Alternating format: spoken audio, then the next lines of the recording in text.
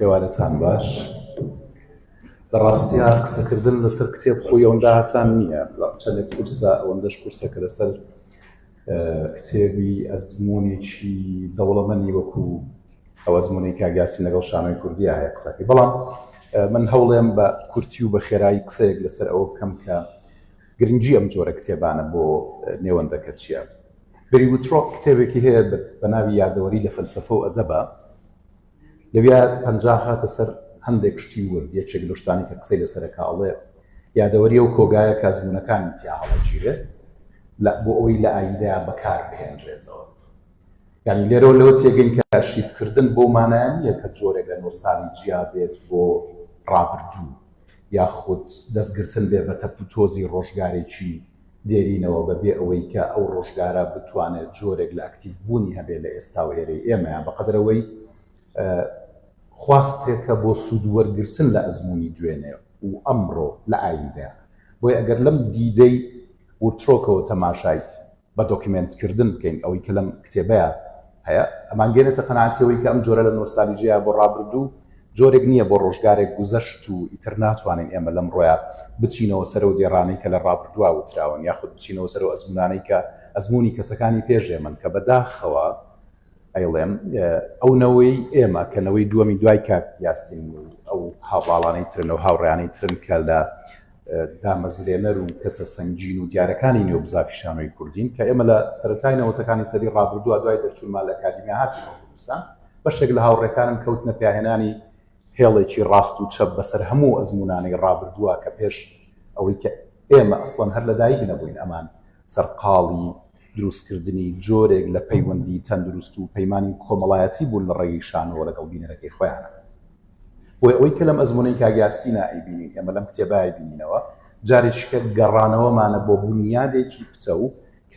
کە لە ڕۆژگارێکی دێرینترا توانیوێتی ئەو پەیوەندیە تەندروستە دروست بکات. ئەم ئیشکردنێکی بنیادیە بۆ دروستکردنی پەیوەندیەک یا پردێکی پەیوەندی لە نێوان زەمن و نەوە جیاوازەکانە. زەمنێکەیە کە تێپەڕیوە و ڕۆیشتووە، بەڵام ئێمە لەو زەمنەیە بوونمان نەبوو کاتە پێویستیمان بە دۆکیمنتێکە کە بتوانێت ئەو زەمنە ئەو ئەزموونە ئەو جۆرە کارکردنەی کە لە ڕۆژگارەیە هەبوون بۆمان دۆکیمنت بکات. پێویستیمان بە کەسێکی شارەزایە کە خودی خۆی لە ناو نێوەندەکەوە هاتوێتە دەرەوە ئەم ئەزموونانەی جارێککە بە دۆکیمنت کردوێت کاتە گرنگی ئارشیڤ یان گرنگی ئاکایڤ لەویایە دەورە بینە کە لەسەر پرەنسیپێکی بنیاتنان و بەردەوامی ئیش بکە، نەک دابڕان و دابژبوون. ئیشی توێژینەوەی زانستی، کارکردنی توێژینەوەی زانستی لەم شوێنەیە کە ئەبێ سەرقاڵی بەیەکەوە گرێدانی ڕابردوو ئەمڕۆ بێ لەگەڵ ئایندەیە. ئەم هەوڵەی کاگیاسی ئەچێتە ڕێک ئەو شوێنەوە کە توێژەرە زانستیەکانی ئێمە ئێستا بە تایبەتی لەم ساڵانەی دوایە بەڕێستان ئاگادارن کە کۆمەڵێکی زۆر نامی ماسەر و دکتۆرا وردە وردە پێگەن لە بواری شانۆ و سینەما و ئەو شتانەی ئەو کانەی کە نزیکردنەوە لە بواری سۆسیۆلۆژیای سینەما ماوەی پێشتر کاک هەوراز محەممەد یەکەمین نامی ماستەری لەو کایان و سیۆکەیچەکە لە گرنگترین نامەکانی ماسەر بەڕای منێکێک بووم لەوانەی کە لە گفتوگۆی نامەکەیە بووم تێگەیشتم لەوەی کە ئێمە چ نزیکایەتیەکە نێوانی ئەم دووکایە هەیە. لەوێشە وردە وردە هەوڵی تریشێ لە بواری شانۆیە، بەڵام من سەرپەرشتی 5 نامی ماسەرم کردووە هیچیان دەستیان بە سەرچاوی چویان نەگەیشتووە تاکو بتوانن ئارشیڤی شانۆی کوردی بەم شێوازە تەندروستی کە کاگیاسین لەم کتێبەیە ڕیزی کردووە و هێناوێتی بە دوای یەکتریا لە بەردەستیانە بێت تا ئەگەیان لەو ڕەوی گەشەکردنە بێت. چکە بەشێک لە نامەی ئەکادمی گەڕانەوەی بۆ ڕابردوو گەڕانەوەی بۆ قسەکردن لەسەر ئەو دیاردەیە لە ڕۆژگاری پێش دروستبوونی توێژینەوەکەیە. بۆیە ئیشکردنی ئاکایڤ، ئیشکردنی ئەرشیڤ ئیشکردنێکە لەسەر پرەنسیپی بەردەوامی ئیشەکانە، لەسەر پرەنسیپی دابڕان لە ڕابردوویەک کە بەشێکی باش لەونەوەی ئێمە سەرقاڵی بە نەفرەتکردن و بە بچووکردنەوە و بە ناچیزەگرتنی بوون لە ڕاستیە و کە داخێکی گەورەیە. کەواتە دۆکیمنتکردنی ئەزموونەکان لە نەوەیەکەوە بۆ یەکێکی تر هەوڵێکە بۆ پاراستنی کەلتور و بەشداری شارستانیانەی هەر گەلێک لە نێو دنیای فراندنیە. لەبەرەوەی کە ئێمە چ کاتێک دەتوانین شانازی بۆ بکەین کە کورد توانیوێتی بەشداریەک بکات لە کۆی گشتی بنیادی شارستانی دنیا، ئەو کاتێک ئێمە چالاکیەکی مرۆییمان هەبوو بێ بەشداری کردوێ لە بنیاتنانی شارستانیەتی دنیا، یاخود بەشێک بوو بێ لە ڕۆتی گەشەکردنی شارستانی لە دنیا. شانۆ بمانەوێ یاننا کردەیەکی ژیاری مرۆییە کە ئەتوانێت بەشداری بکات لە ناساندنی شوناسی کەلتوری نەتەوەیەکە کە ئەمە بەشداریەکی شارستانیە لە هەموو کایەکانە و بە تایبەتیش لە کایەکی پڕ لە فراندنی وەکو شانۆیە. ئەمە شانۆیە ئێمە باتە ناو دنیاوە، ئەمە هونەرە ئەمان باتە ناو دنیاوە، ئەوە سینەمای ئەمان باتە ناو دنیاوە، ئەوە ئەدەبە ئەمان باتە ناو دنیاوە. یعنی بەتەنیا ئەوەی کە ئێمە باتە لای دنیا کە بەڕاستی دیدێکی تا ڕادەیەکی زۆر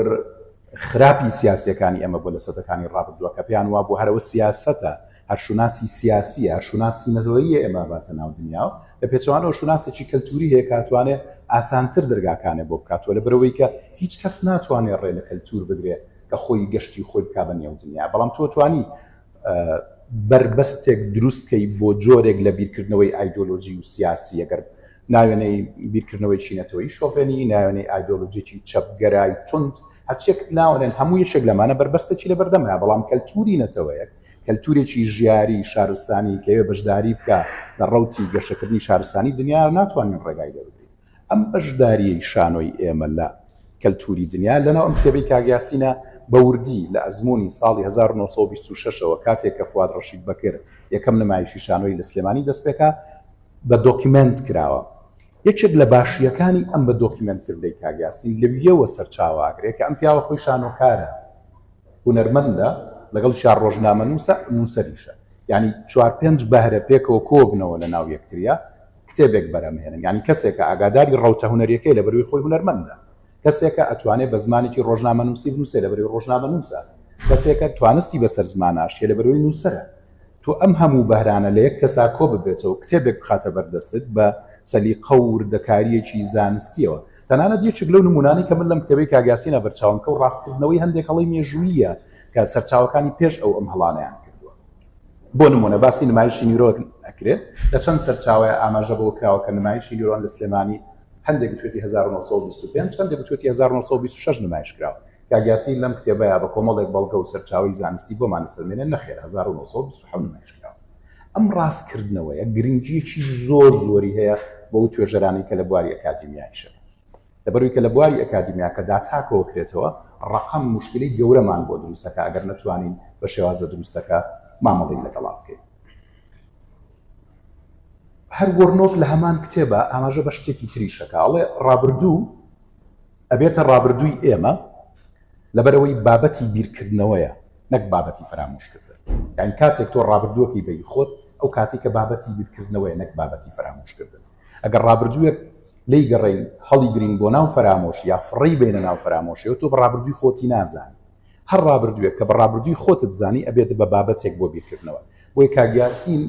مێژووی شانۆی کوردی ڕابردووی خۆی زانێت، بۆیە بە سەلیقەی خۆیەوە هێناوێت تێناوم کتێبەوە بووی کە پێمان بڵێ ئەمە ڕابردووی منە، ڕابردوویەک نییە بخرێتە ناو فرامۆشیەوە. لە دیدی وەرنۆکەوە جارێکی تر هەر قساکەمەوە یا ئەو پێی وایە ئەم بە ڕابردوو یاخود ئەم خاوەنداریەتی ڕابردووە ئەگەر هیچ نەکات ئێمە ئەو پێی وایە ئێمە ناتوانین دەستکاری ڕابردوو بکەین، بە هیچ شێوازێک دەستکاری ڕابردوومان پێ ناکرێت چونکە ڕووداوێکە و ڕوویا و تێپەڕیەوە. بەڵام ئەتوانین ڕای خۆمان دەربارەی ئەم ڕابردووە بگۆڕین کاتێک هەندێک ڕاستکردنەوەی زانستیمانێتە بەردەست. لانی کە مەتوانین شێوازی مامەڵەکردنی خۆمان لەگەڵ ئەم ڕابردووە بگۆڕین کاتێک کە کەسێکێت و هەندێک شتی یا هەندێک گەوهەری ناو ئەو ڕابردووەمان جارێککە پێ ناسێنێتەوە. و ئەم هەوڵی کاگیاسین هەوڵێکی تریشە بۆ ئەوەی کە وامان لێ بکە بە دیدێکی تر تەماشای ڕابردوو بکەین، یاخود لانی کەم وامان لێ بکە هانمامدا بۆ ئەوەی کە مامەڵەکردنمان لەگەڵ ڕابردووە بە شێوازێکی تر بێ نەگوە کۆی هاوڕێکانی من کردیان و هێڵێکی ڕاست و چەپیان بەسەر ڕابردووی ئەم ئیزافە شانۆیە هێنا. لەم کتێبەیە لە بەردەم تۆمارێکی گرنگی ئەرشیفی شانۆیان لە ئەزمونەکانی 1926 بۆ 1960 کردووە بە بەشێک لە کتێبەکە کە قسە لەسەر ئەو ئەرشیفە زۆر دەوڵەمەنداکە بە پەنابردن بۆ سەرچاوانی کە بەردەستی کەوتووە لە هەندێک شوێنە پەنای بردووە بۆ گفتوگۆی ڕاستەوخۆ لەگەڵ کەسەکانی کە بەشدار بوون لەو ڕەوتەیە. بۆ نمونە لەگەڵ مامۆستا فواد ڕەشید بەکر کاگیاسین لە هەشتاکانی سەدەی ڕابردوو خۆی دانیشتووە گوێی لێگرتووە کە چۆن ئەزمونەکەی گەشە پیاوە کە وەژێکێکە لە بنەماکانی توێژنەوەی زانستی کە چاوپێکەوتنیانە ئینتەرویو ئەتوانین وەکو سەرچاوە سوودی لێ ببینین. و لە بەشی دووەمی کتێبەکەیە هاتوۆتە شوێنێکی ترەوە، هاتوۆتە سەر ئەزمونێکی جیاوازتر، ئەزمونی نەوەیەک کە خۆی بەشداریە کاتیای کاگیاسین، یعنی کە قسە لەسەر بۆ نمونە سمکۆناکامەکە وەکو یەکێک لە ناوە دیارەکانی ناو بزافی شانۆی کوردستان کاگیاسین خۆی لە نزیکەوە لەگەڵ کاکسمکۆیە ئیشی کردووە، ناسیوێتی زانیوێتی ئەم پیاوە چۆن چۆنی بیرەکاتەوە. ئۆکێ ئەم نەوەی کە دوای ئێمەژێن ئەوانەی کە ئێمە دەرسمان پێوتون لە پەیمانگای هونەرە جوانەکان من گرنگیتانێ لە 1995 نازان سیمفۆنەکان چێ ئەمە عیبەیەکی گەورەیە لە ڕاستی نازانم چێ ئەمە یەکێکە لە نەنجیەکان لە ناو ڕەوتی خوێندنی ئەکادیمی ئەم وڵاتی ئێمە هەیە بە خوێندکارەکانی بەشەکەی منیشەوە کە جۆتان لێبوو سەرۆکی بەشی فیلمسازی لە زاخ سلێمانی خوێندکارەکانی منیش بەشی زۆران سیمفۆناکەم ناناسی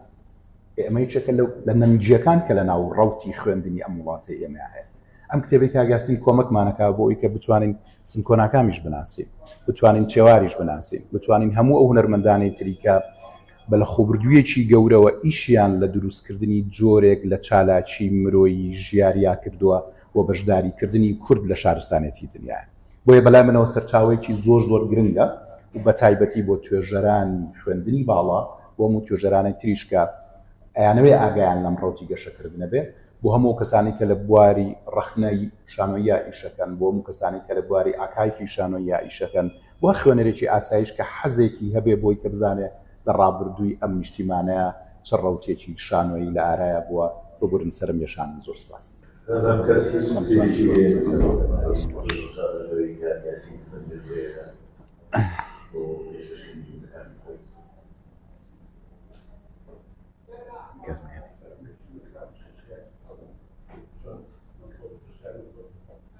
لە کتێبەکە 26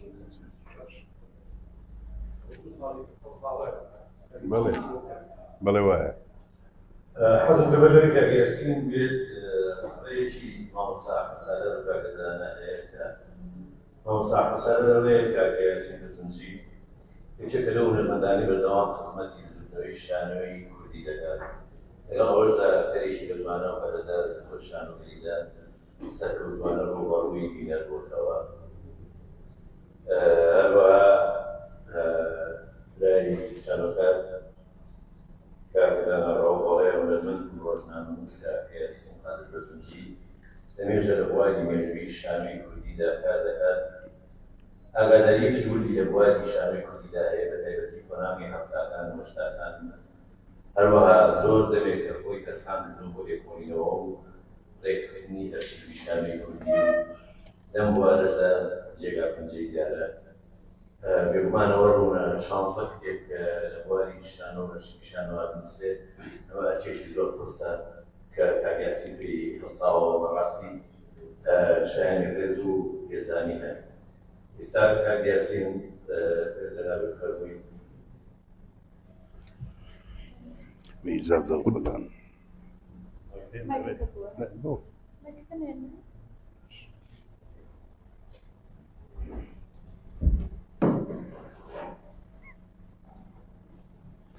مامۆستایان و هاوڕێیان خوشکان برایان بە گەرمی سپاسی ئامادەبوونتان دەکەم ئەو کاتە بنرخەی خۆتان بەخشیوە بۆ دیدارتان لەگەڵ دواچاپکراوم ئەو کتێبەی هاوڕێ و برام دکتۆر دڵشاد بە وردی قسەی لەسەر کرد هەڵبەتە ئاماژەکانی مامۆستا زۆر زیرەکانە و سپۆڕانە بوون من نامەوێت شتێک ئیزافەکەم لەسەر قسەکانی ئەو ڕەنگە نەتوانم بەڵام چەند ڕاستیەکەیە وەک نووسەری ئەو کتێبە وەک توێژەرێک نەک تەنیا لە بواری ئەرشیف و مێژووی شانۆیە لە چەند بابەتێکی تر کتێبەکە ئەبینن شانازم کە یەکەم جار لە چاپەمنی کوردیە ئەوە مامۆستا حەمەدسوار لێرەیە کە کامرانڕەوەب لەوەیە لە شانۆکارانی هاوڕێم دکتۆر خۆی دەزانن کە بۆ یەکەمی جار من توێژینەوە لەسەر کردبووم ئەگەر بۆم هەبێ شانازی بکەم شانازیە بکەم شانازم بۆ کاک عەلی کەریم لێرەیە وەختی خۆی هاندەری من بوون بۆ ئەو نووسینانە لەسەر بینەر پێم وایە یەکەمین کەسم کە بەری دووهەمی هاوکێشەی نمایشی شانۆییە تەواوکەری نمایشی شانۆییە لە ساڵی 1970 توێژینەوەم بەسەر کردووە لە 1982 بەشی دووەمی توێژینەوەکەم ڕا کردوەوە و بەو هەڵقۆڵینە وردەی کە لەسەر تێکستی شانۆیی کوردی کراوە پێم وایە هەر من ئەگەر دیسانەوە بۆم هەبێ شانازیە بکەم شانازم کە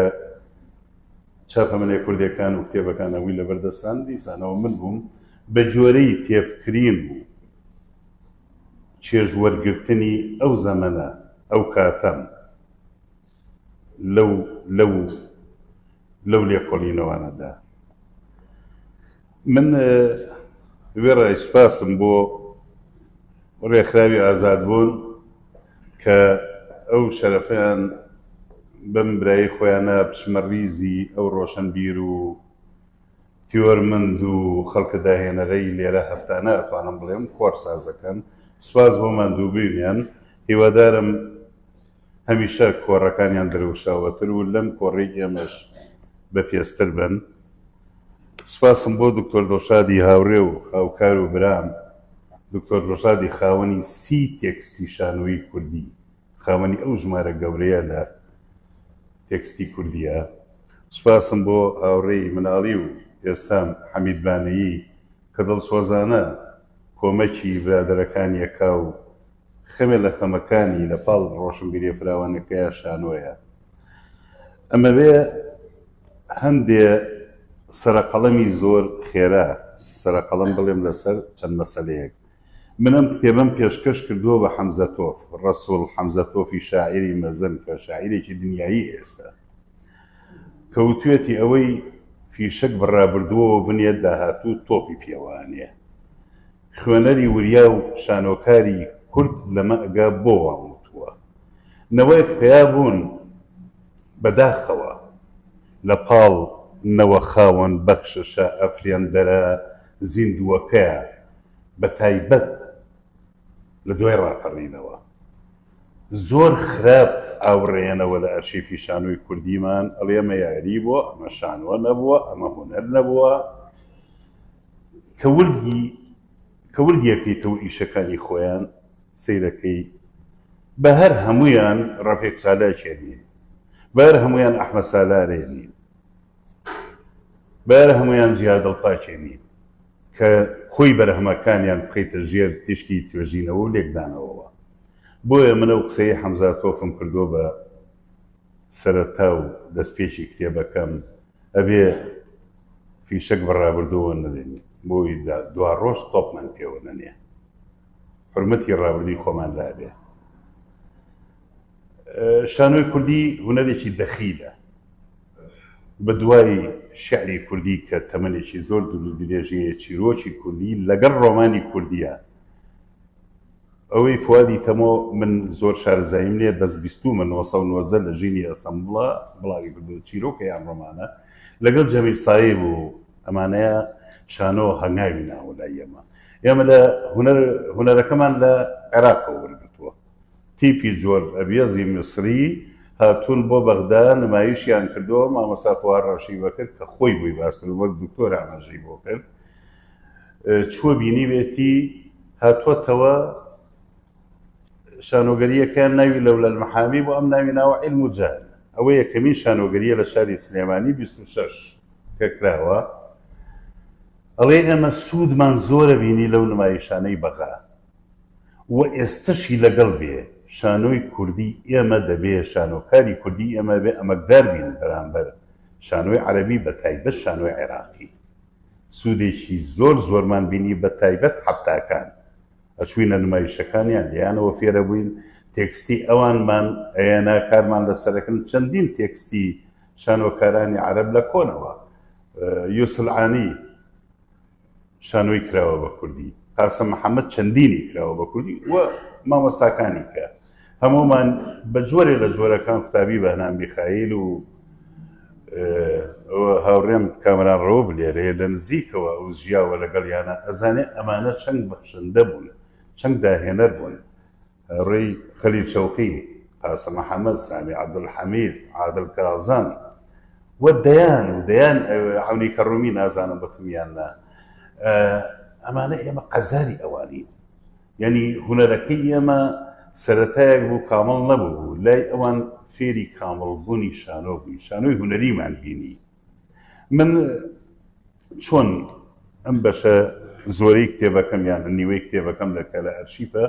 بۆ ئەم خولیایم کەوتەسەر چۆن فێری بووم یان بۆ کردم. دکتۆر فەرمووی من لە پاڵ لە سەرەتاوە لە حەفتاکانە وەشتم نووسیوە لە بواری شانۆیە و کتێبەکانم دیارە بەرهەمی ئەو ساڵانم، بەڵام من شوم شوێنی ئەمە کەوتم بەهۆی هاوڕێیەکمەوە خوارێ خۆشبووی هونەرمەند جەلال کۆچەر کارمەند بوو لە بەشی ئەرشیفی موەسسەی سینەما و مەسرح دامەزراوی سینەما و شانۆی عێراقی منی بە ڕابەری ئەرشیفی شانۆی عێراقی ناسان توێژەری گەورە ئەحمەد فەیاز مەفرەجی ئەوە بەڕەحمەت بێ زۆری پێشکەشی شانۆی عێراقی کردووە لەسەر فەرقەی قەومی فەرقەی فەنی حەدیث هەمووی نامێکە و کتێبی هەیە لەوێ زانیم ئەم ئاوردانەوەی لە ئەرشیفی شانۆمان چەند گرنگە گرفتەکانم ئەوە بوو وێنە زۆر بە زەحمەت دەستمەکەوت و زمانی سیەکان و چلەکان و ئەوانە تەنانەت پەنجاکانیش شانۆکاری کورد نەیزانی وە ڕۆژەیە وێنەکانیان و ئیشە شانۆیەکان وەک ئەمڕۆ پێ توێژینەوەی لەسەرەکرێ زۆر بە زەحمەت وێنەم پێیا کرد سوودم بینی لە دەفتەری بیرەوەریەکانی مامۆستا ڕەفیق چالاک سوودم بینی لە چاپراوێکی مامۆستا حەسەن تەنیا بەداخەوە یادی بەخێر بێ بەڵام هەڵەی زەقەیە لەم کتێبەی منە هەمووی چاکراوەتەوە سوودم بینی لە توێژینەوەیەکی مامۆستای گەورە کاوەی ئەحمەد میرزا لەسەر مێژووی بزوتنەوەی شانۆ لە سلێمانی بە عەرەبی لە گۆڤاری کاروان هەڵاوی کردوەتەوە لەگەڵ چەند سەرچاوەیەش کەم من وێنەم زۆر بە زەحمەت دەسەکەوت یعنی بڕۆ لای کاک نووری بەشتی بڕۆ لای کاک تاها خەلیل بڕۆ لای ئەم کاکە ئەو مامۆستایە ئەو هونەرمەندە تا وێنەکانم لێ وەرەگرتن ئەچووم ئەم کرد ئەم شتەوە ئەم کرد بە فیلمەکە چەندانەیەکم بۆ خۆم تاڵ ئێستا هەموو فیلمەکانم ماون ئەوە شیفەی خۆم هەمووی پارێزراوە لەم ئەیانوە بێ وێنەکەمان بۆ بینیتەوە ئێوت با بە دو ڕۆژێکم بە کتێب 2,000 لێ بڵاوە بێتەوە وێنەیەک لای تۆ وەردانەیەکە اینجا یادی بەخێر بێ ڕەفیقی ڕەسمچی ڕەفیقی مەحموود ڕەسام مەشهورە برای شەهید محەممەد قودسی وێنەگەر ڕەفیق ئەو ڕەسمی دەگمەنی دابوو بڕواتان هەبێ کە دامەزان موشەکەم 6 دینار بوو کە خاتری ئەگرتم شتێک کە سوکار میێناسی من بایی 20 دینار لە موچەکەم ئەیا بەڕەسم ئەیوە بابە ئەمە گەوهەرە ئەمە خۆ نایفرۆشمەوەی خەمە ناو وتار و کتێبەکانمەوە ئەمە زەحمەت ئینجا زۆر لەو هونەرمەندانە سوبحان الله فوار ڕەشید بەکر کە یەکەم ئەکتەر و دەرهێنەری ئەم شارەیە ڕابەرێکی گەورەیە بەو تەمەنە پیریەوە زاکری زۆر باش بوو بردمێ ماڵەکەی ڕێنمایی کردم اینجا لەسەر شانۆی سیەکان بە تایبەت و حتا لەسەرەوانەی پیرەمێر عەبدولواحید نووری دواتر ڕەفیق چالاک ئەچووم ڕۆژنامە بە حوکمەوەی کارمە کرد لە کتێبخانەی گشتی سلێمانی ژیانەوە ژیان ژین هەرکە هەرسێکی بدوێت دواتر ڕۆژنامەی بڕوا نەورۆز ئەمانەم هەمووی پشکنی دێڕێک دەربارەی شانۆ هەبوو بێ من کۆب کردەوە لای خۆم ئیسفادەم لێکرد لە نووسینەکان شتێک هەیە کەمتر بەلایە چووم بەڵام هەز دەکەم کە توێژینەوەم کردووە لەسەر سم کۆناکام و ڕەجەب پیاخۆران من بە شانۆی ئاڵتۆنیم زانیوە بۆ کۆناغا ڕاستی نەهاتووم ئەم تەسمیە بکەم کە زۆر کەس دژێتی ئەوترێ سەردەمی ساڵانی هەفتاکان و هەشتاکان کۆناغی ئاڵتۆنی شانۆی کوردیە من زۆر بڕوام بەوە نییە یعنی ئەگەر نووسی بێتیشم ئێستا لەو بیرۆڕایان پەشیمانم ئەگەر نووسی بێتم شانۆی کوردی بە دەقی تەنیا خۆماڵی بنیادەن لێ لەوەش پەشیمانم تۆ دەقی وەرگێڕاوە یعنی خەتی درامی ململانێ وزوحی کارکتەر إلى آخری هیچی کەمتر نییە لە دەقە کوردی لەگەڵ بەرز ڕاگرتنم بۆ تێکستە کوردیەکان سەردەمی ئاڵتوونی بە شانۆی ئێمە ناوترێ تەنیا لەبەرەوەی بینەرمان زۆر بووە سەردەمی ئاڵتوونی کۆناغی ئاڵتوونی عادەتەن بە ناوی نووسەرەکانەوەی لە مێژووی شانۆیە گریک ئەوترێ زەمەنی ئەسقیلۆس و یۆربیتس و دواتر ئینگلیز کۆرنای و شەکسپیر نەروێژ ئیبسنی نەروێژی ڕووس ماکسیم گۆرکی شانۆگەرەکانی لەگەڵ چێخەف لەگەڵ ستانسلافسکی بەمانە ناوەبرێن ئەڵمان بەرتۆل برێخت کە کەسمان دەرهێنەرەکانی برێختوان نەدیوە وە تۆمار نەکراون بە فلم و فلیمسازی لەسەر بکرێ تێکستەکانی بەجێماون شانۆی ئەڵمان قۆناغی گەشەکردنی بە فکر و هزر و داهێنانەکانی برێتە عێراق عادل کازم یوسف العانی دواتر نووسەرەکانیان ئەمان نەبوون کە تەسمیەی شانۆی پەنجاکانیان وە شەستەکان و حەتاکانیان پێوەکرا من نامەوێت زیاتر کاتتان بەرم لەگەڵ دووبارەکردنەوە و خۆشەویستیم بۆتان هیوادارم کتێبەکە لە بەردەستانایە و ئەگەر کەمێکیش بێ سوودی لێ ببینن لەو وینەی هاوڕێم کاک حەمید باسی کە لەو ژیاننامە کوردیە ئاماژەی بەوە کرد من 52 ساڵە لە شانۆیە کارەکەم هەڵبەتە ئێستەش و ساڵانی داهاتووش من قەرزاری مامۆستاکانمم قەرزاری ئەو نووسەرانم کە شانۆیان لا خۆشەویست کردم قەرزاری ئەو نمایشانم کە تیشک و پرشنگی ئەوان درەوشانەوەی ئەوان سۆمای چاوەکانیان بردم بۆ خۆیان قەرزاری ئەو داهێنانە شانۆکارانە و مامۆستایانم کە تۆوی شانۆیان لە دەرونی من و هاوکاران ماسەوز کرد یا دیێوانەی کۆچیان کردووە بە خێر سەربەرزی و سەرفرازی و ژیانی باش و داهێنان و بەردەوامی بۆ خوشکوبرا هاوکارەکانی ئەمڕۆمان شانۆی کوردی بەشێکە لە شانازی مەرتەوەی کورد هیوادارم لێرە و لەوێ بایەق بێرێ یەکەمین بە تەلاری شانۆیی ئێمەی کە بە ڕۆشنبیرانی بوارەکە ناومان ڕۆیشتووە قەڵەمەکانمان لە کارا بێ و توێژینەوەی تازەتر نەکەن لەسەر ئەو سامانەی ڕابردوو بژین پێشکەشی نەوەی ئەمڕۆ و نەوەی داهاتوو بکەین و هیوادارم هەر هەمومان لەگەڵ وتەیەکی کۆستەنتین ستاڤسکی گەورە شانۆکار و تیۆرمەندی شانۆی ڕووس خۆمان بەوە گۆشکەین کە وتۆتی خۆتان لە هونەرەکەتانە خۆش نەبێ بەڵکو هونەرەکەتان لە خۆتانە خۆش بوێ ئەو نەوە تازێش ئەوەی بەهرەمەندە ئەوەی ڕۆشنبیرە ئەوەی بەتوانایە ئەوەی ئەکتەرە ئەوەی لە هەر بوارێکی نمایشی شانۆیی داهێنانی شانۆیە کارەکەن زیاتر بایەق بە پێزی کارەکانیان بە نەک بە خۆیان یعنی ئەو تا خۆمان پەروەردەکەین بە کەسانی خاکەڕا و سادە و ساکار وابزانم خۆشەویسترە بین لای بینەری شانۆ هەزار سوپاس بۆ ئێوە سوپاس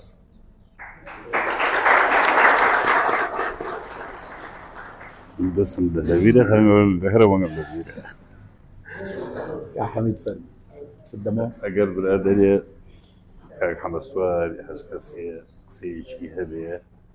ئەو کاک حەمەسوار قسە فەرمیە ڕەخنەوی شانۆیی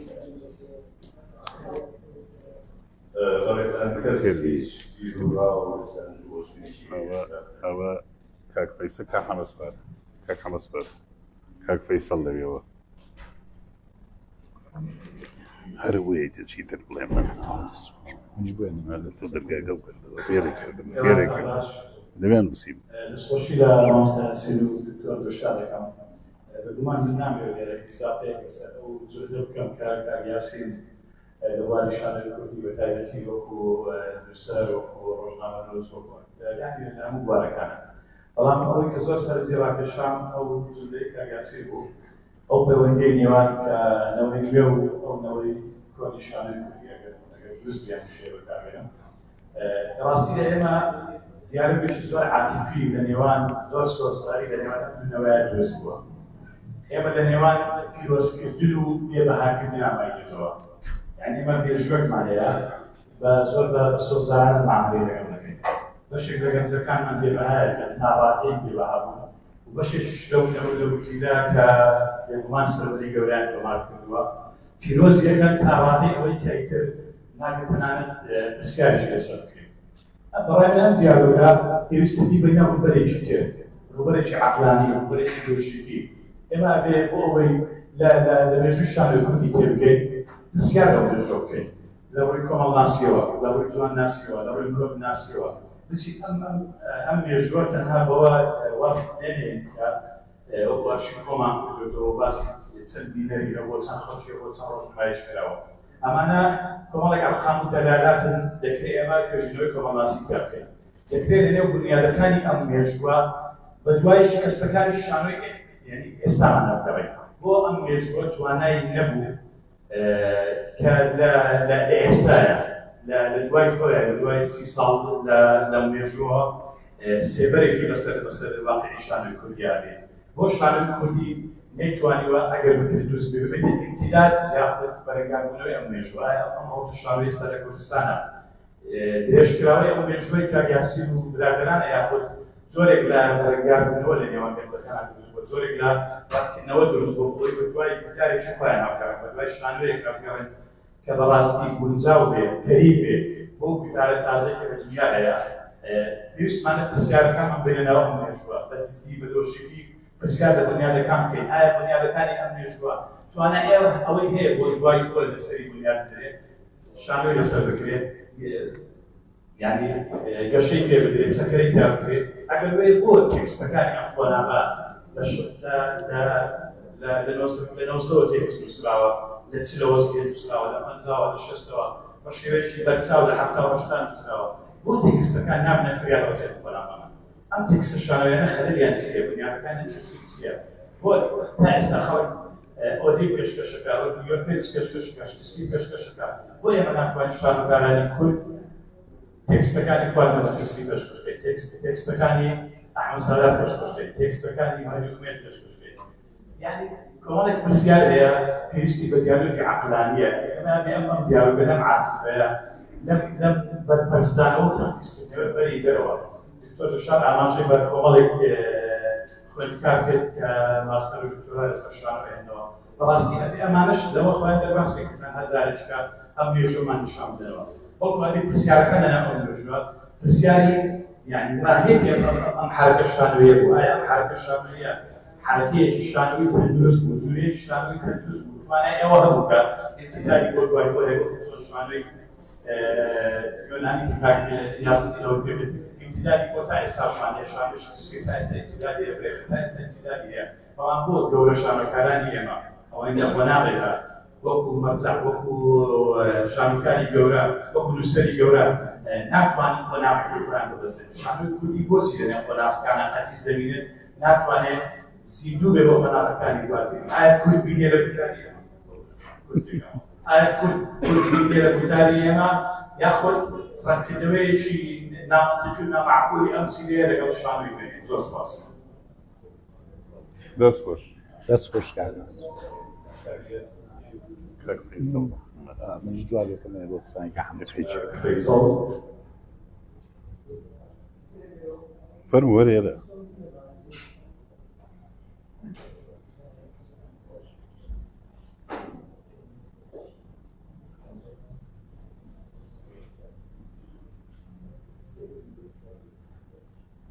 باش بالنسبة زور داوي من دوستي عزيزي على من قادم ويوان لي أبرزاد طبعا هو يبغى تدرسي هو هاويان أو كان كيشا اسپاس هو دكتور نشاط كان حبيب برام ك هاوكار من لو كان يسمع من راسي شان خالدي عمل بدي يجري كمان إلا شان خالدي كان غير أبرزاد وبيت الأواني أبرزاد جديا بيت فتقول جدل ساكن الإسراء بابتي كابياسين وبابتشي فلم يسرى أتواني بلاي بدر يجري ونصص قبل كاتب من الوعي الميديا لأنه بأشي كذني ميجو بمعنى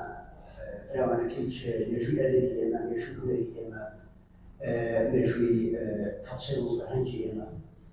من أو بسعي كمان جزء أو كابياسين باسي لا جيدي أعطوني من زوري جميعنا كان لما أنا بريزم ناصر ناصر حسن كعب عبد الحميد جوان خاتو لذيذة كعب سعيد ناصر الخلاخي طبعا كثيرا على هەوڵماوە لەسەر مێژوورەی کوردی تەواضعانە ئەرشیفێکی کەم و کورت کۆبکەوە. وەڵامی هەموو من بە دوای ئەو پرسیارەکەڕام وەڵامی هەمویان یەک ڕەوانەوە کە ئەویش بەڵێ سەردەمی هەفتاکان و هەشتاکان چینی ئاسان بووە. سەردەمی زیانی بووە هەتا لەگەڵ عەزیزەخان پێمەکردن بە سوابەر وتمان پێ سەردەمی هەفتاکان و هەشتاکان بە هۆیەی کوردی سەردەمی زیانی بووێ کەواتە سەدان زیادە. دەستی بە پێکەنینی بابەتەکە بە سەدان وانیە. من ئەوێ بپرسم بە فرسەتی ئێزانم کە کاریاسین دکتۆر دڵشاد کارکەمەرانەوە کارکەمەزگار زۆرێک لەو ئایکۆن و لەو جاوەجوانە خودەریانەی کورد دێرن بە گرنگی ئێزانم کە ئەم ئێوارەی وەڵامی ئەو پرسیارەوە چون تا ئێستا وەرەگرێت ڕاست. ئایا جیاوازی ئەو سەردەمە لەگەڵ ئێستا چییە؟ پەیوەندی بۆ کە ئێمە قەزیەمان هەبوو یاخود پەیوەندی بۆ کە ئێمە ئێستا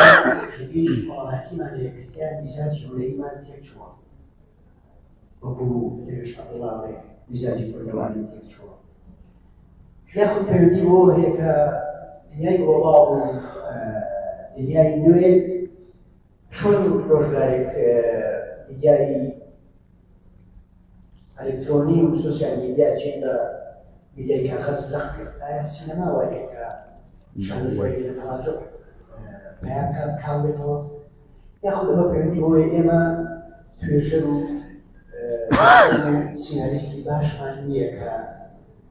ئازارەکانی خۆمان بنووسینەوە یا بوونی خۆمان نیشانی ئەوەی دەبێت. ئەگەر زیادە ڕووی نەکەم ئێمە بۆ هەڵەبجە شاکارێکمان نییە تا ئێستا بەداخەوە ئەوەی کەتیبێتی ئێمە بشکێت بۆ ئەنفال شاکارێکمان نییە. ئایا پەیوەندی بەوەیە کە یاسین ئێمە نەمانتوانیوە تاقی لە ئازارەکانی خۆمان تاقی لە بۆنی خۆمان کرد یا خۆمان مەشکی بۆ ئەمان بۆ دنیای دەرەوەی خۆمان زۆر درێژی نایە وەختە ناکەم ئەخیرشم ئەوەیە ئیزافەیەک بۆ خوێنەوەکەی کاک دکتۆر دڵشاد بەڕاستی ئەم کارەی کاک یاسین من دەرێکەیە متابعەتی کاک یاسینم دۆستێکی ئازیزمە دەستخۆشی یەکەم ماندوو نەبێت هەمیشە قەڵەمێکی جدی بووە لەناو هەولێری کوردی و بەتایبەت شاری کوردی وەرەکەی خۆی چون ئێمە بەداخەوە ئەدیبی باشمان هەیە هونەرمەندی باشمان هەیە سینەماکاری باشمان هەیە بەڵام ناخەدی ئەدەبی باشمان نییە ناخەدی هونەری باشمان نییە توێژەری